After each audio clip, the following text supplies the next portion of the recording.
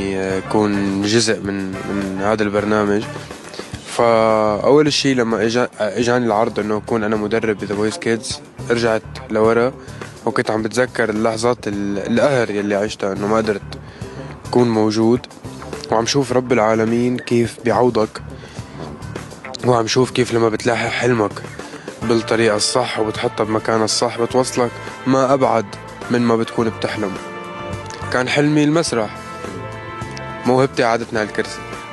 هذا اللي عم حاول اقول لك، انه سبحان الله رب العالمين مع الاجتهاد مع الموهبة بس تشتغل عليها بتحطك أهم من حلمك. بعدك عمر مهوين، عمر يلعي يأتيني بنظرة زوين، وهالمرة ما حذرته، أنا اللي حاختار أحلى صوت. أنت اليوم على الكرسي وكتير من الناس انتقدوك إنه ليش شامي اليوم على كرسي على لجنة ذا فويس؟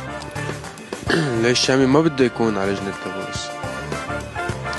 عندي كل المقومات الأساسية اللي بتأهلني إني أكون عم بعطي جيل جديد. عندي هويتي الموسيقية الخاصة فيني، والهوية الموسيقية قليلة بالعالم العربي اللي عندهم إياها بتخصهم بس. أنا كاتب وملحن، موزع ومنتج، يعني عندي رؤية فنية. يعني المليارات الاستماع يلي عاملهم بحياتي هن كانوا قراري واختياري وكلماتي وألحاني وإلى آخره. يلي بيقدر يخلق غنية من الصفر ويوصلها لقلوب الملايين أكيد بيعرف يقول إذا هذا الصوت حلو أو لا، وأكيد بيعرف يهذب هذا الصوت مثل ما هذب صوته ووصل للناس. يعني عندي خبرتي وتجاربي الخاصة يلي بيحق لإلي إني انقلها للجيل الجديد، وبحس واجه فني. أنا عبالي أعمل هذا الشيء يعني. يا الليل ويا العين من بعدك عمر مهوينا، عمر يا العيد يأتيني بنظرة زوينة. لو بدنا نسمي مدرسة الشامي الإنتاجية، شو بيكون قواعدها 3؟ مدرسة الشامي الإنتاجية شو قواعدها؟ أول شيء البساطة، يعني قد ما بيحسوها معقدة قد ما هي بسيطة. إذا بتنتبه بموسيقتي بالتوزيع، فاضي أنا توزيعي مش كتير عاجل. زائد الكلام واللحن عنده طريقة معينة بالتقطيع يطول الشرح فيها. والجملة اللحنية البسيطة ما بعقدها كتير على إذن المستمع، فبتوصل لإذنه ثم بتوصل لقلبه أسرع.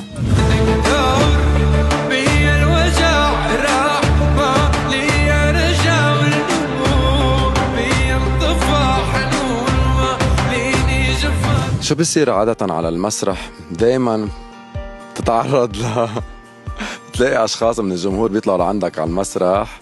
شو أول شيء هيك بتحسوا؟ شو الإحساس اللي بيجيك؟ بتحس بالخوف؟ تنبسط ولا؟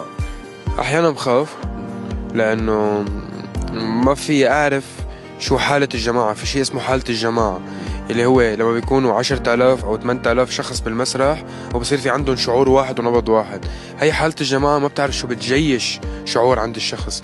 فأول شيء بنقص مش من الأذى، من المحبة نفسها. بس دائما بكل المرات اللي صارت يعني بستقبلهم بحضن، حتى لو بمحل معين ممكن يكون هذا الشيء مأذي لإلي، ما بعرف أكون غير لطيف معهم، بفهم محبتهم الله يديمه. يعني هي اللي مخليتني هون اليوم.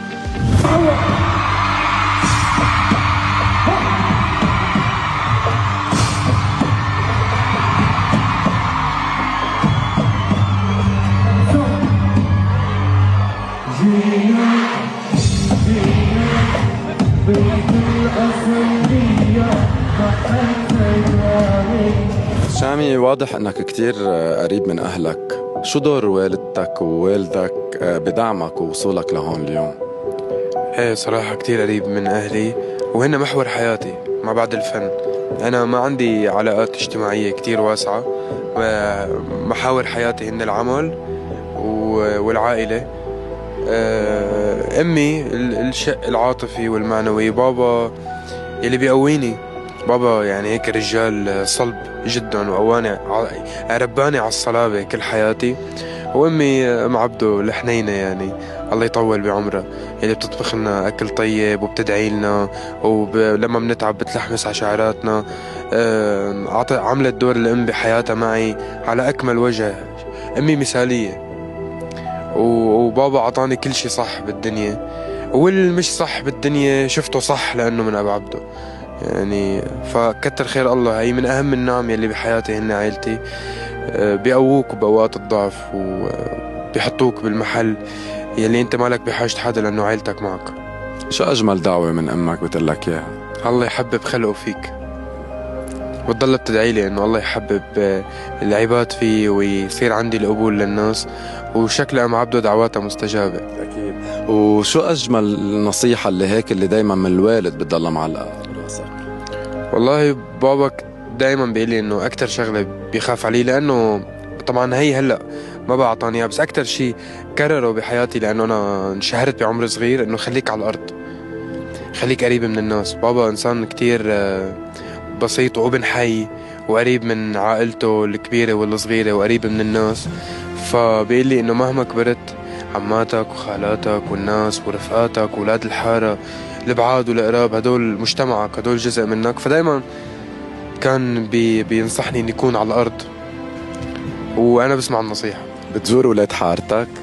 ايه، مش من وقت بعيد زرت ولاد حارتي، وعلى تواصل مع كل الناس، ما قطشت حدا، او كنت يعني بعدني قريب من مجتمعي وقريب من المجتمع الفني، عامل هي الوسط بين الاثنين، لانه ما في بعد عن بيتي ومجتمعي 100%. رميتني نحصاني ويا ميمنة خيال، خبوا كل ظناني ويا ويلو شو خوان.